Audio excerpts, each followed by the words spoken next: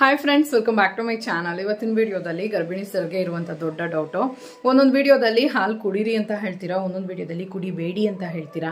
ಕುಡಿಯೋದಾ ಬೇಡವಾ, ಯಾವ್ದು ಸರಿ ಅಂತ ಕೇಳ್ತೀರಾ. ಸೊ ಇವಾಗ ನಾನು ಹೇಳೋದು ಒಂದೇ ಉತ್ತರ. ಹಾಲು ಕುಡಿಬೇಡಿ ಅಂತ ನಾನು ಯಾವ ವಿಡಿಯೋದಲ್ಲೂ ಸ್ಪೆಷಲ್ ಆಗಿ ಹೇಳಲ್ಲ. ಯಾವಾಗ ಯಾವ ತರ ಕುಡಿಬಾರ್ದು ಅಂತ ಹೇಳಿರ್ತೀನಿ ಅಷ್ಟೇನೆ. ಸೊ ಹಾಲನ್ನ ಕುಡಿಬೇಡಿ ಅಂತ ಪ್ರೆಗ್ನೆನ್ಸಿಯಲ್ಲಿ ಹೇಳಿದ್ರೆ ಅದು ದೊಡ್ಡ ಮಿತ್ತು.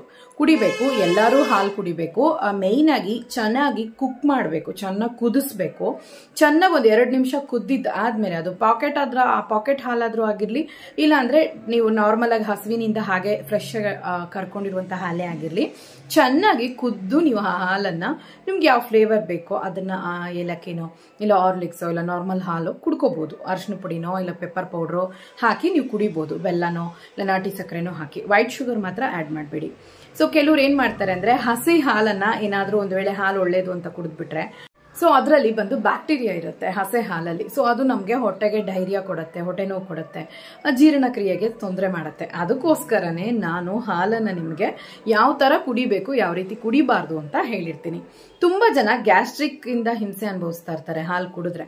ಅಂಥವ್ರು ಬೇಕಾದ್ರೆ ಡೈಲಿ ತಗೊಳ್ಳೋದೆ ಸ್ವಲ್ಪ ವಾರಕ್ಕೊಂದ್ಸತಿನೋ 2 ಸತಿನೋ ಇಲ್ಲ ಹಾಲಿನ ಉತ್ಪನ್ನಗಳಲ್ಲಿ ಯಾವ್ದಾದ್ರು ಪನ್ನೀರೋ ಚೀಸೋ ಬೆಣ್ಣೆನೋ ತುಪ್ಪನೋ ತಗೋಬಹುದು. ಸೊ ಆ ರೀತಿ ಹೇಳಿರ್ತೀನಿ ವಿನಃ ಯಾರಿಗೂ ಅಷ್ಟೇ ಕುಡಿಬೇಡಿ ಅಂತ ನಾನು ಹೇಳಿರಲ್ಲ.